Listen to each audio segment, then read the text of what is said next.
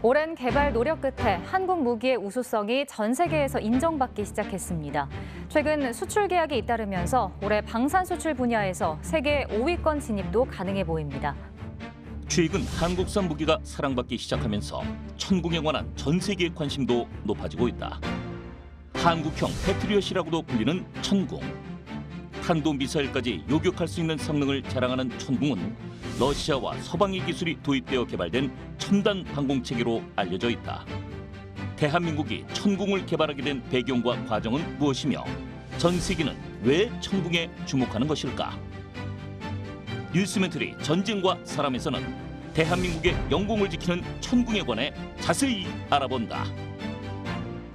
전쟁 없는 세상을 꿈꾸기에 전쟁을 연구합니다. 안녕하세요. 뉴스멘터리 전쟁과 사람 허준입니다. 안녕하세요. 강민채입니다. 최근 폴란드가 러시아의 위협에 대비를 하기 위해 한국산 전차, 자주포, 전투기 등 무려 20조 원에 육박하는 무기를 수입하기로 결정을 내렸다는 뉴스가 전해졌습니다.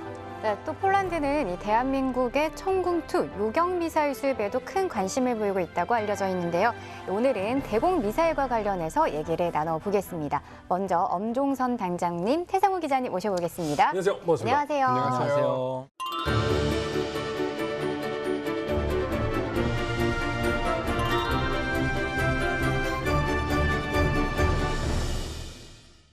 저는 근거 없이 그냥 벅차오르는 어떤 한국의 위상 이런 거 저 지지하지 않습니다. 하지만 자신감을 가져야 될 건 가져야죠. 그럼요. 지금 이제 한국의 방산, 엄청난 K방산이 지금 전 세계로 지금 뻗어나가고 있는데 우리 단장님이 이 직책이요. 한국국방연구원인 획득 사업 분석 단장님이에요. 획득 사업 분석이 뭐예요? 네. 저희 부서를 소개하자면요. 네. 500억 원 이상의 무기체계 사업이 예산을 받으려면 네. 사업 타당성 조사라는 것을 통과해야 돼요. 근데 저희 부서에서 그것을 총괄하여 수행하고 있는 조직입니다. 그러면 지금 현재 이 해외에서 많이 수입을 한 K9이라든지 이런 큰 사업들은 다 이쪽 기관에서 사업 타당성을 확인한 거네요. 맞습니다. 타당성이 있다고 저희들이 연구를 해보니까 타당성이 있어서 통과된 사업들이 예산을 받고 연구개발에 들어가고 또 양산에서 전력화하는 거죠. 자, 500억 이상 사업을 하시는 거에 대해서 사업 타당성을 조사하신다고 하셨잖아요. 네. 그러면 이게 국가의 방위를 위해서 하는 건데 네. 사업 타당성이라는 게 보통 우리가 알기로는 이게 수익이 얼마가 될 것이냐 네. 이거를 따져서 사업 타당성을 하잖아요. 맞습니다. 그럼 국책 사업인 이 방위를 담당하는 건데도 얼마를 벌 것이냐를 계산하는 게 사업 타당성이에요? 그렇진 않죠. 아. 네. 저희가 하는 것은 군에서 일단 우리는 이런 무기 체계가 필요합니다. 그런데 이런 무기 체계가 어떤 성능이 돼야 되고 몇 개가 필요하고 언제까지 필요합니다. 이런 것을 소요라고 해요. 그래서 소요를 제출을 하면 네. 방위사업청이 그걸 가지고 사업을 기획합니다. 그래서 계획을 만들어요. 네. 그렇게 되면 그것을 가지고 이제 예산을 달라고 기재부에 요구를 합니다. 네. 그러면 기재부에서 군이 정말 요구한 게 필요한지 몇 개나 필요한지 이런 걸 좀 알아보세요. 그리고 방위사업청이 정말 계획을 잘 수립을 했는지 우리가 개발하려고 하는데 기술 수준이 준비가 되어 있지 않으면 돈이 더 들어가거든요. 그래서 기술 수준이 충분히 올라와 있는지 조사를 좀 해주세요. 그리고 돈은 정말 얼마나 필요해요? 이것을 들여다보는 게 사업 타당성 조사입니다. 그러니까 수익이 중요한 게 아니라 우리 방위를 위해서는 자주포가 필요합니다. 그래서 자주포를 개발해야 됩니다. 그런데 여기에서 자주포를 개발할 만한 능력, 기술이 우리가 가지고 있는 원천 기술이 있습니까? 그리고 이것을 개발하는 돈이 얼마나 들어갑니까? 이거를 타당성 조사를 하시는 거군요. 맞습니다. 그런데 거기에 덧붙여서 네. 사실 우리 군이 원하는 게 해외에도 있을 수 있지 않습니까? 그렇죠. 그럼 국외에 있는데 더 싸다. 네. 엄청 싸다. 네. 그럴 경우에는 가끔 이제 해외 무기 체계가 더 싸고 좋아요.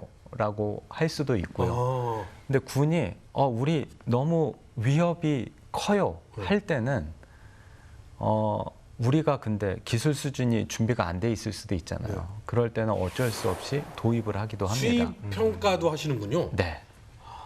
그래서 개발하는 게 좋을지 구매하는 게 좋을지 그리고 이미 우리 방산 기업이 기술을 다 가지고 있어요. 네. 경험도 있어요. 네. 그런데 개발하고 싶어요. 그러면은 아니에요. 그냥 그거는 국내에 구매하면 돼요. 이렇게 저희가 연구도 합니다.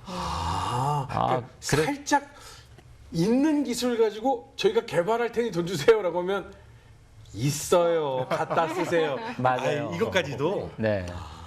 그래서 저희가 많이 아꼈습니다. 네. 그 사업 단위 진행된 지는 몇 년 정도? 저희가 사업 타당성 조사를 2011년부터 시작했습니다. 그러면 10년 넘게 지금 진행이 되고 있는데 네, 단 한 건의 방산 비리도 적발이 되지 않은 맞습니다. 훌륭하십니다. 앞으로도 계속 투명하게. 네. 이 대한민국의 영공을 지키는 천궁에 대해서 많이들 들어보셨을 텐데요. 정확히는 잘 알지 못하거든요. 박사님께서 설명 좀 해주시죠. 네. 천국은 국방과학연구소에서 개발한 중거리 지대공 요격 체계입니다. 그래서 유인항공기, 무인항공기, 또 순항미사일, 탄도미사일 등 공중의 위협에 대응하는 그런 체계예요. 여기에는 위협을 탐지하고 추적하는 다기능 레이더, 그리고 표적을 맞추는 요민 미사일, 그리고 발사를 통제하는 사격 통제소 등으로 구성되어 있습니다. 큰 틀에서는 방공무기 체계로 분류되고 방공과 미사일 방어를 담당하고 있습니다. 잘 알려져 있는 패트리어트랑 아주 유사한 무기 체계라고 할 수 있고요. 패트리어트, 팩3는 미국의 다층 방어 개념에서 하층 방어를 담당하고 있는 아주 중요한 무기 체계입니다. 다층 방어? 그 중에 하층 방어면 다층 방어는 무슨 개념이에요? 다층 방어는 탄도 미사일이 이렇게 날라오다가 보면은 네. 상층에서 한번 막아주고 네. 여기를 통과하면 또 하층에서 그 막아주는 그런 여러 층에서 막는 그런 개념을 의미합니다. 그러면 지상에서부터 가장 낮은 곳의 방어 체계를 담당하는 것이 우리의 천궁투다. 맞습니다. 보통 이 미사일 앞에요. 지대공, 지대지, 공대공 같은 수식어가 많이 붙잖아요. 하늘과 땅이 이야기하는 것 같은데 태 기자님이 정리 좀 해주시죠. 예, 간단히 이렇게 쉽게 풀어서 말씀드리면 앞쪽에 붙는 게 이 발사하는 곳이라고 보시면 되고, 그리고 뒤쪽에 붙는 게 이제 우리가 표적을 삼는 곳이라고 보시면 돼요. 그래서 지대공이면 땅에서 발사해서 공중에 표적을 맞추는 거고요. 공대지면은 공중에서 발사해서 땅에 지상의 표적을 맞추는 것. 그럼 공대공은 그럼 뭘까요? 하늘에서 하늘이죠. 맞습니다. 탐 크루즈죠. 예, 맞습니다. 근데 천궁 얘기를 하자면 그 시작점으로 이제 저희가 한번 돌아가 봐야 돼요. 걸프전 얘기를 안 할 수가 없습니다. 왜냐하면 패트리어트 미사일이라는 게 등장을 한 거잖아요. 이 얘기를 좀 해주시죠. 예, 여기서 돌발 퀴즈 하나 갑니다. 이 두 분한테. 네. 예. 자, 걸프전이 1991년에 벌어졌죠. 제 1차 걸프전 말씀인데요. 걸프전 하면은 생각나는 이미지 두 분 딱 하나씩만 말씀해 주십시오. 몇 년생이세요, 민재 씨? 저 어제 한참 그거 뒤죠. 그러니까 이 걸프전 때 안 태어나셨어요? 안 태어났죠. 안 태어나신 사람한테 그 이미지를 엄마의 뱃속? 하지만 이거 MC를 하고 있기 때문에 알죠. 스커트 미사일. 오. 앤드 80번 고속도로의 죽음? 오. 뭐냐? 선배 왜 모른 척 하세요? 저는 오히려 걸프전 하면 어떤 게 떠오르냐면 생중계. 아, 그죠. 우리가 생각하는 건 CNN. 네. 그래서 생중계되던 현장을 기억하잖아요. 근데 1차 걸프전 하면은 떠오르는 이미지가 스커드 미사일, 그리고 미국의 M1 전차, CNN 이런 거죠. 네. 근데 여기서 중요한 게 스커드입니다. 스커드 미사일은 당시에 이 이라크군이 사용하던 탄도 미사일인데요. 마하 6, 그러니까 음속보다 6배 빠른 속도로 비행하는 그런 미사일이에요. 그래서 이 스커드 미사일을 당시에 이 이라크에서 사담 후세인이 사용을 하겠다라고 벌써 천명을 해놨죠. 네. 문제는 이 공격해 들어가는 다국적 군한테만 투사하겠다는 게 아니라 그 미사일을 이제 주변의 국가들한테 투사를 해서 확전을 시킬 거다. 이런 목적도 있었거든요. 그래서 이 다국적 군을 보호하는 거는 물론이고 그 주변에 이 확전이 되면 안 되니까 다른 국가들을 보호해야 되는 게 어떻게 보면 뜨거운 감자였어요. 그래서 그 엄중한 임무를 할 수 있는 무기 체계가 바로 또 페이트리엇 미사일이었죠. 그러니까 패트리어트 미사일이 샥 날아가지고 팡 하고 요격하는 장면이 실제로 생중계가 됐었어요. 그죠. 그래서 뭐 그때 당시에 화질이 좋지는 않으니까 여기서 피슉 하면 한참 뒤에서 하늘에서 뭔가 번쩍했죠. 그리고 요격됐습니다. 뭐 이런 방송을 봤는데 일단은 1991년에 이 페이트리엇 미사일이 처음에 전개가 됐을 땐 이게 유도 미사일을 요격하는 그런 무기 체계는 사실 아니었어요. 그래요? 네, 처음에는 대형 항공기나 항공기를 요격하는 무기 체계였는데 너무 급하니까 이 조금 개량해서 투입을 시켰고 그 이후에 점점 이 전운과 이 데이터를 받으면서 팩2, 팩3로 점차 발전을 하게 됩니다. 근데 제가 찾아보니까 이 걸프전 초기에 패트리엇 요격률이 97%나 됐다고 하더라고요. 실제도 이랬나요? 네. 그렇게 잘 맞췄다는 얘기가 있고 또 잘 못 맞췄다는 얘기가 있었어요. 그러니까 요격 성공률에 대해서 여러 논란이 있었죠. 네. 그런데 그때 당시에 사용된 패트리어트는 앞서 얘기하신 것처럼 항공기를 잡는 무기였어요. 그런데 그것을 급하게 탄도미사일을 잡는 무기로 개조를 했어요. 그런데 그러다 보니까 잘 못 맞춘 점도 있지만 이라크의 탄도미사일에 불량품이 많아서 그랬다는 썰도 있습니다. 왜 그러냐면은 80년대 이란-이라크전이 있었잖아요. 네네. 이때 이라크는 이란의 수도 테헤란을 공격하기 위해서 스커드 미사일의 사거리를 대폭 늘립니다. 그런데 기술력이 조잡하다 보니까 먼 거리를 비행하다가 대기권에 재진입할 때 네. 이게 부서지거나 아니면 폭파하거나 그러다 보니까 이것을 패트리어트가 맞췄냐, 스스로 깨졌냐 이런 논란이 있었던 거예요. 일단은 모든 분들이 제일 관심이 있는 게 이런 무기 체계에 대해서 네. 이야기할 때 명중률 몇 %야, 얼마나 잡을 수 있어. 이게 좀 재미난 토픽이죠. 그게 첫 번째, 두 번째가 얼마야? 그렇죠. 네. 어쩔 수 없습니다. 인간사 다 똑같잖아요. 그래서 그분들이 그렇게 관심을 갖는데 이 통계도 사실 있긴 있어요. 그래서 1차 걸프전 당시에 약 40여 발의 이 스커드 미사일이 발사됐고 네. 그중에 한 20여 발이 요격이 됐다. 그래서 통계적으로는 60%다라는 이야기가 있는데 이게 조금 전에 이 단장님께서 말씀하신 대로 이런 수치를 그대로 믿을 수 있느냐 여기서 네. 우리가 좀 생각해 봐야 될 게 있습니다. 첫 번째는 탄도 미사일을 요격할 때 요격 미사일을 한 발만 쏘는 경우는 거의 없어요. 그렇죠. 두 발이 보통 있고 중요도에 따라서 세 발, 네 발도 가능합니다.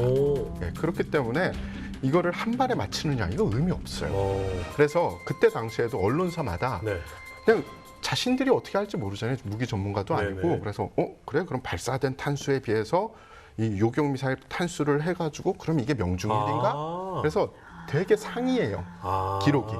이게 스커드가 10발이 발사가 됐는데 예를 들어 9개가 떨어지면 90% 명중률이다라는 사람도 있고 근데 이걸 맞추기 위해서 쏜 거는 20발이다. 그러면 50% 밑으로 뚝 떨어지는 거고. 그렇죠. 그래서 군에서 생각하는 요격률은 제일 중요한 게 그 미사일이 얼마나 요격이 됐느냐입니다. 몇 발을 쐈느냐가 아니라 게다가 중요 지점에 이 방어를 얼마나 잘했느냐가 더 중요한 이 요격률과 요격 방법이 되는 거죠. 그래서 우리가 수치적으로 이거를 몇 %다라는 건 제가 보기엔 조금 의미가 없다고 생각을 하고요. 이라크는 이 걸프전에 이스라엘을 참가시키자 이런 목적이 있었어요. 이스라엘이 들어오면 나머지 중동 국가들이 같이 들어올 수 있으니까. 맞습니다. 그러면은 얘기가 굉장히 복잡해지죠. 그래서 미국은 이스라엘이 전쟁에 들어오는 것을 막아야만 했어요. 그래서 패트리어트를 긴급하게 배치를 하죠. 그래서 이라크가 이스라엘을 한 50발 정도 이렇게 탄도미사일을 보냈는데요. 그럼에도 불구하고 패트리어트가 잘 막아줘서 이스라엘 국민이 안심하게 되고 이스라엘이 참전하지 않는 그런 효과가 있었습니다. 그러면요. 패트리어트 미사일이 그 하층 방어를 담당하잖아요. 네. 그러면 출발할 때 맞춰요? 도착할 때 맞춰요? 도착할 때 맞춥니다. 아, 도착하는 미사일을 맞추는 게 패트리어트군요. 네. 근데 이 탄도 미사일을 맞추는 확률이 97%다. 사실은 약간 설마 거기까지라는 생각이 들긴 하지만 최근에는 계속 개량이 됐죠. 네. 그렇죠. 예, 개량도 계속 됐고요. 1차 걸프전 때 페이트리엇 미사일의 오리지널은 뭐 이렇다고 치고요. 그럼 이게 진화가 됐다고 했잖아요. 네. 그래서 2003년에 또 팩3, 이 최신, 지금으로 보면 살짝 구형이긴 하지만 페이트리엇 팩3의 초기형이 그때 당시에 또 실전에 투입이 돼요. 2차 걸프전이 된 거죠. 네. 그래서 미군의 지상군들이 밀고 들어가니까 사담 후세인의 이 이라크 군이 이 그쪽으로 탄도 미사일을 발사를 합니다. 그래서 여러 발을 발사했는데 대부분 중요 지점에 떨어지는 것들은 거의 100% 요격을 했다고 해요.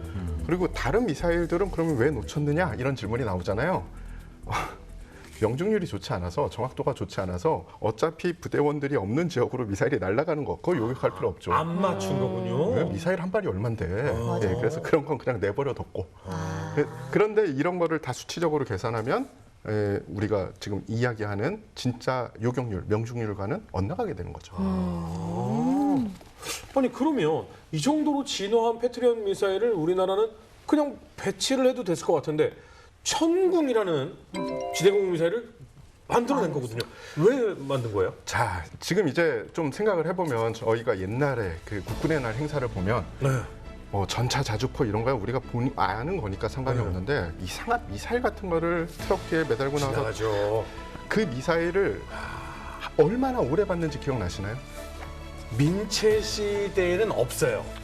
근데 제가 어렸을 때까지는 큰 파주선 도로인가요? 거기에서 군인들 막 지나가고 탱크 지나가고 미사일 쫙 가고 이런 거 했었거든요. 맞아요. 네. 제가 국민학교 때부터 대학교 때까지 같은 미사일을 봤습니다. 아. 그 호크 미사일과 나이키 미사일이라는 건데 그때 당시 미사일들이 다 이 1950년도에 이 전력화된 미국 미사일 체계예요. 6.25 때요? 그렇죠. 6.25 끝나고 얼마 뒤에, 그러니까 1950년도 말에 예, 처음에는 뭐 나이키 에이젝스가 있고 그 뒤에 나이키 허큘레스가 있고 뭐 이런 식으로 개량형들이 쭉 나오긴 했으나 그 원형은 사실은 1950년 말에 이 전력화된 그 미사일 체계를 한국군이 그대로 쓰고 있었던 거죠. 몇십 년 동안. 네. 그런데 이게 노후화됐잖아요. 네. 뭐 시쳇말로 노인 학대가 되는 겁니다. 이거를 운영하고 유지하는 게 더 힘들어진 거죠. 그러면 어떻게 그 뒤에는 어떡합니까? 방법이 두 개가 남죠. 네. 하나는 예전처럼 외국에서 사오든지 그렇죠. 아니면 국내에서 개발을 하든지. 네. 그래서 그 사업에 들어가게 된 거예요. 아. 그 사업 시작이 이 1998년이고 사업명이 철매2 사업입니다.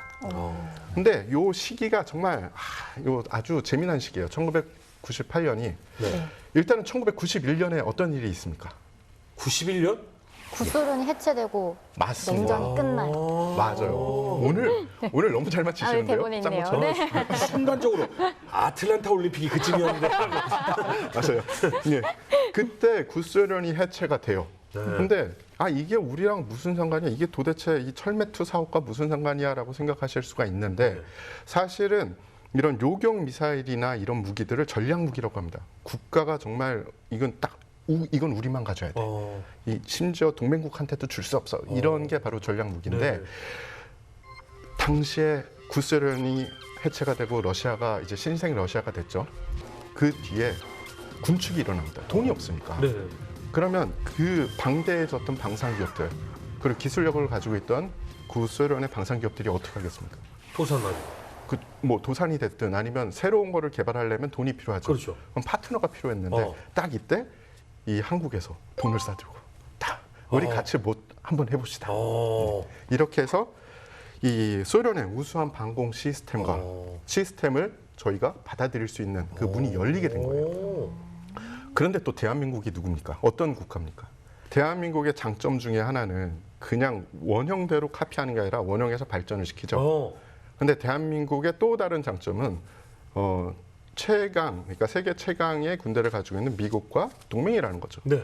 그래서 콜드 런칭이나 아니면 측추력기 같은 러시아의 고유의 이 우수한 기술력은 그대로 따오고 그리고 페이트리엇 시스템에서 또 우수한 것은 싹 따와서 이제 뭉쳐서 한국형을 만들게 됩니다. 와.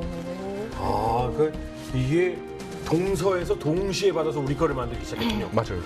그래서 그때 그럼 한국만 만든 게 아니라 아까 합작 비슷하게 했잖아요. 그쪽은 원천 기술, 우리는 돈. 네. 그래서 비슷한 시기에 두 가지의 이 같은 비슷한 요격 미사일 시스템이 이 두 국가에서 만들어지는데요. 하나가 이 국방과학연구소, 그러니까 대한민국의 국방과학연구소에서 만든 철매고요.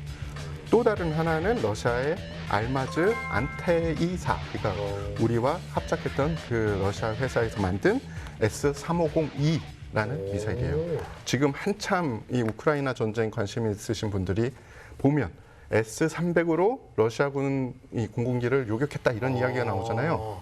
S350은 그거보다 더 발전된 그런 요격책입니다. 그때 당시에 우리가 줄타기를 하면서 외교를 잘했네요. 뭐 시기적절하게 아주 잘했다고 생각을 합니다. 근데 아직 천국 얘기가 안 나왔습니다. 천국은 말씀하신 대로 98년부터 개발을 해서 비행기를 요격하는 무기 체계를 만들었는데 그게 천궁1이고요. 그리고 2013년부터 탄도미사일을 요격하는 무기 체계를 만들었는데 그게 천궁2입니다. 그래서 아까 이제 철매2를 말씀하셨는데 이 무기 체계가 굉장히 복잡해요. 철매2라는 연구 개발 사업을 통해서 천궁1이 나왔고요. 철매2 성능 개량이라는 연구 개발 사업을 통해서 천궁2 무기 체계가 탄생을 한 겁니다. 그래서 어렵습니다. 철매의 아들이 천궁인 거네요. 뭐 그렇습니다. 예. 철매의 결과물이 천궁이 된 거죠. 그렇죠. 근데 우리가 이게 농담처럼 하는 말 중에 미국의 이 워낙 방위비가 많기 때문에 천조국이라고 부르기도 하고 이제 러시아 쪽을 이제 불곰국이라고 부르잖아요. 예, 이게 진짜 불곰 사업이라고 하는 게 진짜 이름이에요? 맞습니다. 이때부터 불곰국이었구나. 그래서 초창기에는 이 불곰 사업이라는 것을 통해서 저희가 연구 개발을 할 수가 있었는데요. 불곰 사업은 90년도 당시에 구소련에게 빌려준 차관이 있었어요. 네. 근데 그 차관을 이제 소련이 없어지고 러시아가 됐잖아요. 그래서 러시아로부터 돈으로 받아야 되는데 그게 아니라 방산 물자, 현물로 상환하는 그런 사업을 의미합니다. 그래서 1차 사업은 95년부터 98년까지 진행이 됐고요. 이때 많은 무기 체계가 들어왔습니다. 이때 탱크 들어오고 막 그랬죠. 네, 전차, 장갑차, 미사일, 탄약 등 많았어요. 그래서 이때부터 기술 교류가 이제 시작이 됐습니다. 그래서 러시아가 좀 어려운 틈을 타서 우리는 비용을 지불하고 기술 협력을 할 수가 있었죠. 그런데 미사일 방어 무기 체계 기술은 전략 무기로 분류가 되잖아요. 네네. 그래서 아무한테나 안 줍니다. 안 주는데 다행히 받을 수가 있었죠. 게다가 우리는 미국의 동맹인데. 맞습니다. 네. 그래서 이렇게 생각을 해보면 알짜 기술을 다 줬을까? 이런 의문도 좀 있습니다. 지금 개발이 돼서 전력화되고 있는 천궁2는 거의 우리 기술로 만들었다고 보면 됩니다. 왜냐하면 그 모든 부품을 러시아 부품을 쓴 게 아니라 우리가 설계한 부품을 다 썼습니다. 그래요? 네, 그래서 우리가 수출도 할 수가 있고 그렇게 된 거죠. 그럼 국산화율이 거의 100%라고 봐야 되는 거예요? 맞습니다. 물론 이제 국산화율은 좀 다르지만 네. 우리가 전부 설계를 했고 우리 부품으로 만들었다 이렇게. 우리가 설계를 해서 어느 국가에 이거 이렇게 만들어서 우리한테 보내줘 이렇게 해서 사는 거는 사실 우리가 다 만들었다고 봐야 되는 거니까요. 맞습니다. 네. 그러면 이게 사실은 외국 부품들을 쓰면서 외국의 기술을 도입해서 하면서도 참 어려운 것이 사실 방산 사업이거든요. 근데 천궁2 개발하면서 어려움들도 많이 있었겠어요? 예, 아까 말씀드렸던 그 측추력기라는 게 있어요. 그 미세하게 표적까지 조정해서 이동시켜주는 그런 기술이거든요. 그러니까 우리가 미사일 딱 출발하면 네, 아니 제가 왜 안 넘어지고 계속 똑바로 이렇게 날아가고 방향을 전환하지? 라고 하는 게 그 예. 측추력기가 칙칙칙칙 이렇게 하면서 이게 방향을 조정을 하는 거예요? 맞습니다. 네. 그래서 제일 마지막 순간에 미세하게 조정을 해서 요격시켜주는 그 축출력기 이런 한 번도 안 해본 기술. 그러니까 탄도미사일을 저희 레이더로 한 번도 탐지하고 추적해 본 적이 없어요. 그런데 그런 레이더를 우리 기술로 만드는 거.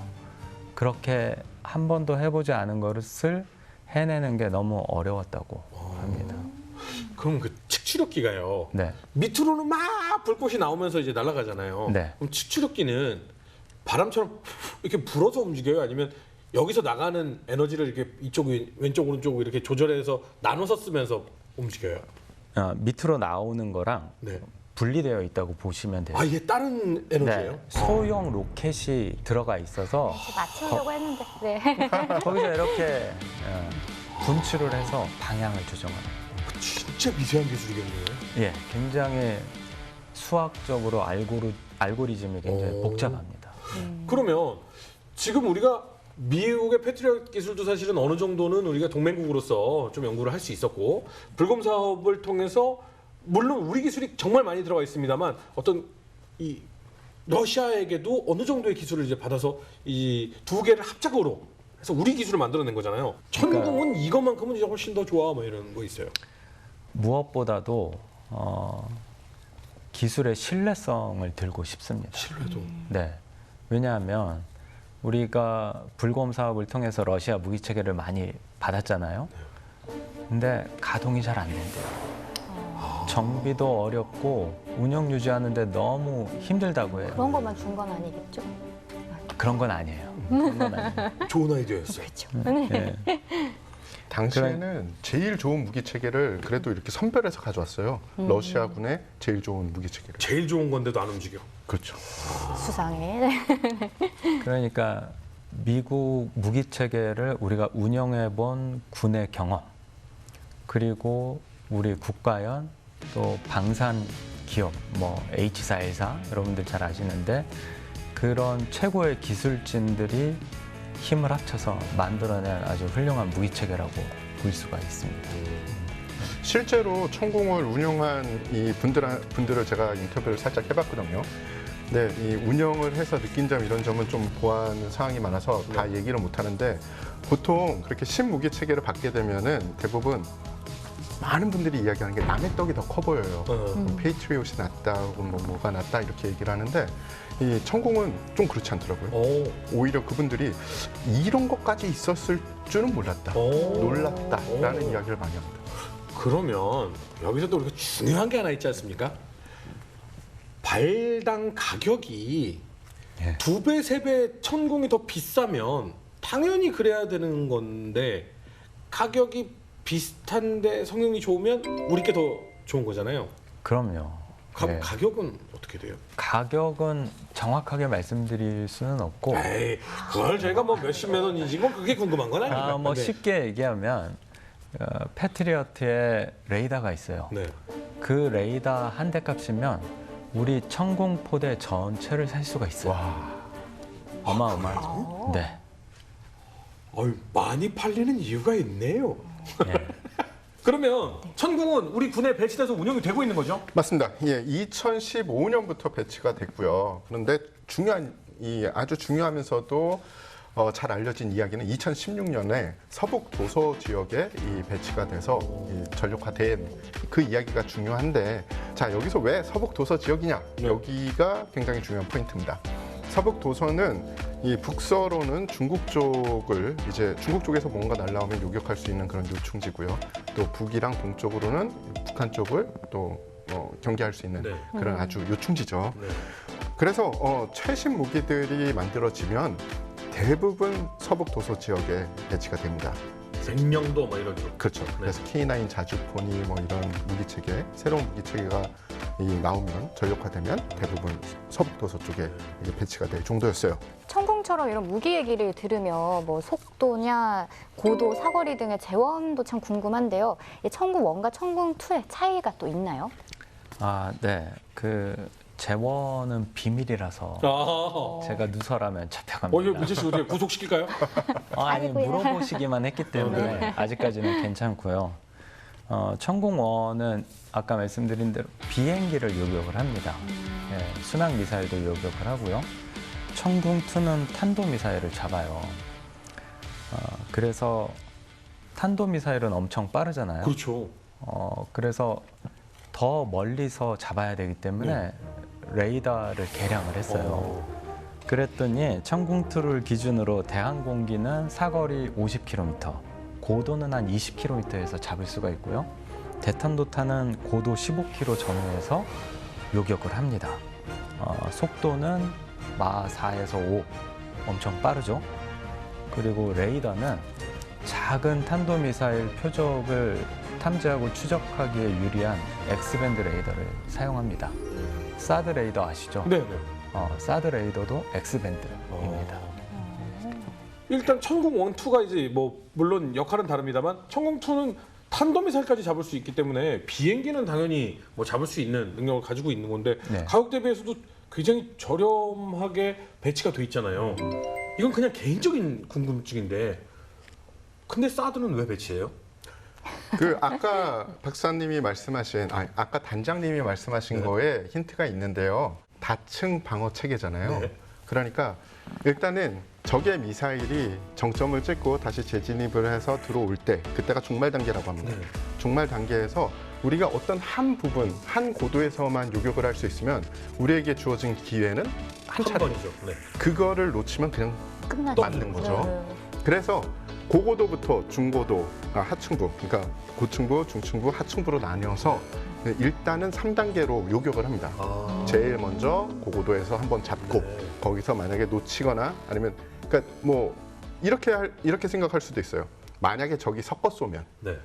중요도가 있는 것부터 먼저 고고도에서 잡고 그 다음에 순위 2순위가 중고도에서 잡고 마지막에 이제 저층부에서 잡는다라고 생각할 수 있어서 그런 그 관점에서 접근을 하자면 이 고층부를 담당하는 미사일 체계가 필요하죠. 네. 그게 바로 사드입니다.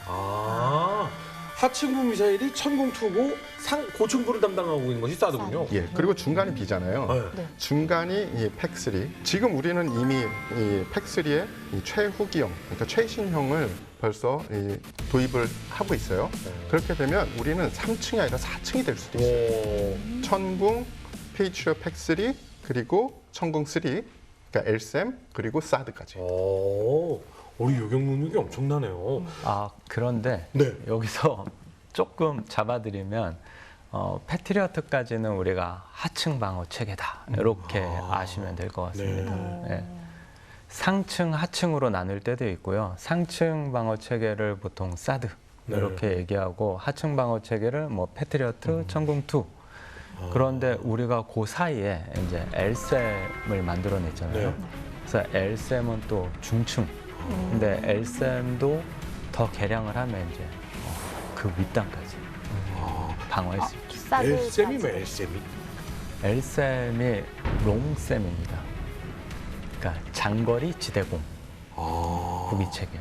쌤은 선생님, 쌤. 그 셈은 아니고 지대공을 셈이라고 합니다. 네, Surface to Air. 그래서 롱쌤을 우리 기술로도 개발을 또 하고 있군요. 맞습니다.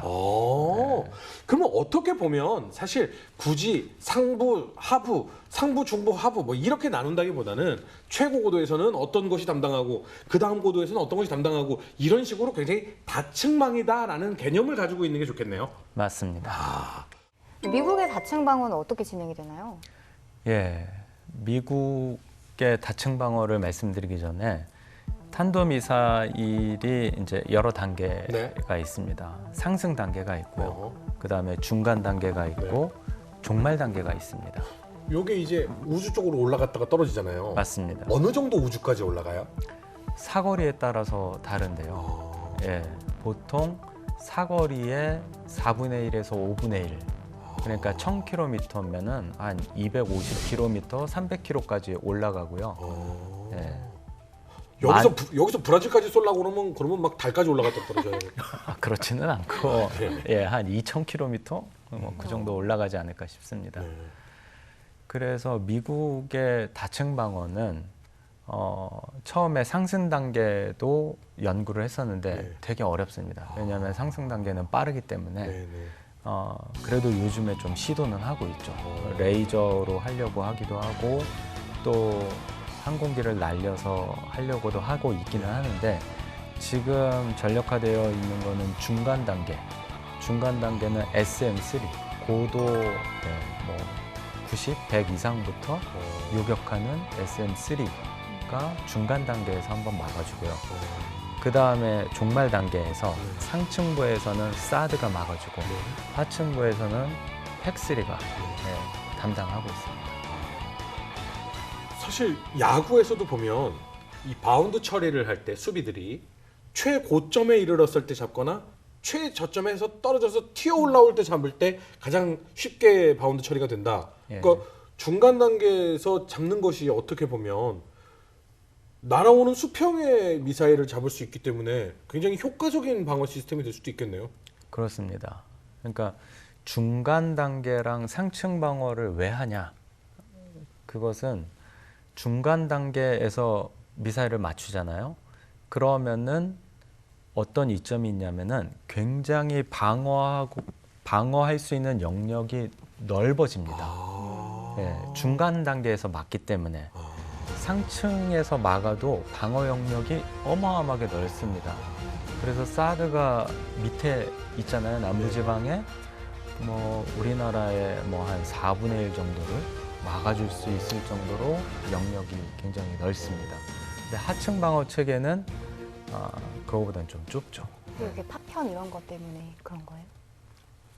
그 터져서 이렇게 파편 부스러기 떨어질까 봐요? 그것 때문에 위에서 막는 게 더 아니, 방어 영역이 넓다는 거예요? 그런 거는 아니고 거기서부터 떨어져서 우리한테 영향을 끼치려면 꽤 큰 파편이 떨어져야 되지 않을까요? 이런 거죠. 이제 예를 들어서 한 500km 사거리를 가지고 있는 탄도미사일이 날라옵니다. 네. 그러면은 500km로 날릴 때 이 반경을 재면은 굉장히 넓어지잖아요. 그렇죠. 탄도미사일이 여러 군데에서 날아오는데 상층 방어를 하기 위해서 미사일을 날리면은 굉장히 높은 위치에서 막지 않습니까? 그래서 내가 위에서 맞추면은 떨어지는 넓은 면적을 막아낼 수 있다는 거죠. 그러니까 이렇게 생각하시면 쉬워요. 위에서 공을 이렇게 던진다고 생각하면 밑에서 공을 받는 사람은 저 끝으로 떨어질 수도 있고 저 끝으로 떨어질 수도 있는데 맞습니다. 위에서 만약에 내가 이 공을 잡는다고 치면 이렇게만 잡으면 이게 다 방어가 되니까 맞습니다. 방어도 되는.